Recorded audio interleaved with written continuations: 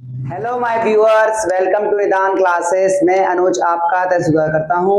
दोस्तों, क्लास 8 का chapter number आपका 12 है। ये आपका चैप्टर नंबर 12 है। इसमें आपको एक्सपोनेंट्स एंड पावर्स करके एक चैप्टर है। मैं इसका इंट्रोडक्शन बता रहा हूं, देखना ध्यान से।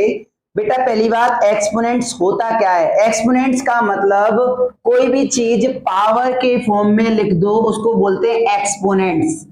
मतलब अब आपसे कहे सर कोई पावर्स क्या होता है? ये आपको दिख रहा है ना, ये फोर ये इसका पावर्स है। 4 इसका पावर है, और जबकि ये 2 दिख रहा है, ये इसका बेस माना जाता है। मतलब जब भी मैं कहूं एक्सपोनेंट्स के फॉर्म में लिख दो तो कुछ नहीं, पावर के फॉर्म में छोड़ दो, सीधी बात। अब आपका बेस 2 है, पावर ये आपकी, इतनी बात मैंने आपको बता दी।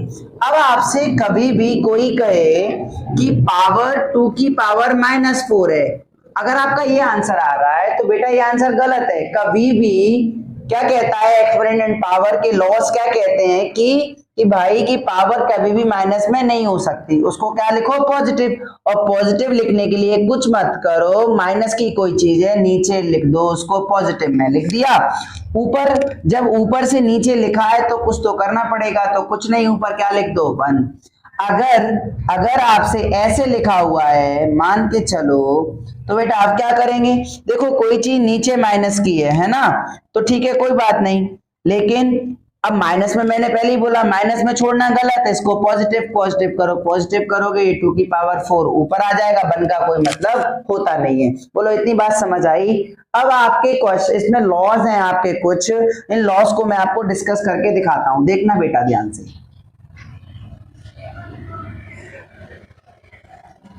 लॉज देखना, पहला लॉ आपका कहता है ए की पावर m अपॉन ए की पावर b की पावर m। इसको क्या करेंगे? देखो बेटा, जब जब आपका बेस सेम हो जाए, जब जब आपका बेस अलग हो जाए, सॉरी, जब जब आपका बेस अलग हो जाए और पावर हो जाए सेम, कुछ मत करना, पावर को ऊपर लिख देना, इन दोनों का मल्टीप्लाई। ऐसे कि एग्जाम्पल मैं आपको इधर दिखाता हूं, जैसे मैंने लिखा 2 की पावर 3 मल्टीप्लाई 3 की पावर 3। बेटा बेस देखो अलग अलग है, बेस नीचे वाला पार्ट अलग अलग है, ऊपर पावर अपनी सेम है। जब जब पावर सेम, कुछ मत करो, ऊपर 2 मल्टीप्लाई 3। बोलो, इस बात में कोई दिक्कत है? अब बेटा अगला मैंने कहा कि बेस सेम, मैंने कहा बेस सेम और पावर अलग अलग, और लगा है बीच में क्या, मल्टीप्लाई। कुछ मत करना, पावर को जोड़ दो। ए लिखा है ए लिख दो, नीचे ए लिखा है ए लिख दिया, पावर को जोड़ा m प्लस n।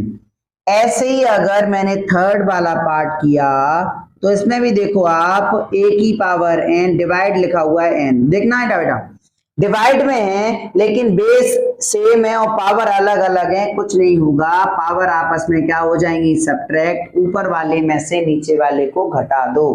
अब बेटा मेरी तीसरी चौथी बात ध्यान सुनना, अभी मैं सबके एग्जांपल्स भी कराऊंगा। जैसे आपका एक और है क्या कि a की पावर m अपॉन a की पावर ऊपर n। देखो बेटा, जब जब ब्रैकेट लगा हो, पावर का आपस में क्या हो जाता है, मल्टीप्लाई m इंटू n। आ जाओ एग्जाम्पल के साथ आपको दिखा देता हूं।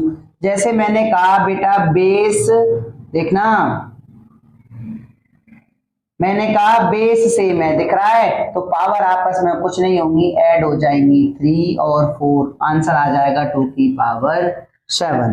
अब आपका ऐसे ही सेम क्वेश्चन, ये देखो ऐसे लिखा हुआ है, देखो बेस सेम है, पावर आपस में क्या हो जाएंगी, डिवाइड बनाए तो पावर घट जाएंगी, मतलब 7 - 4, आंसर आ गया 3। आपका ये देखो चौथा, आपसे कहता है कि देखो क्या, कि देखो ब्रैकेट लगा हुआ है, पावर बाहर है, तो पावर आपस में क्या कर दो, इंटू 4 इंटू 2, आंसर 8। बोलो कोई दिक्कत? आपका पांचवा इसमें आपसे कहता है क्या कि किसी का भी बेस कितना भी हो, अगर पावर 0 दे दी बेटा, आंसर हमारा 1, आंसर हमारा 1। बोलो कोई दिक्कत है? आपका ये इंट्रोडक्शन वीडियो था। वीडियो अच्छा लगा है, चैनल को लाइक करो, शेयर करो और दोस्तों में फैला दो। आज के लिए इतना।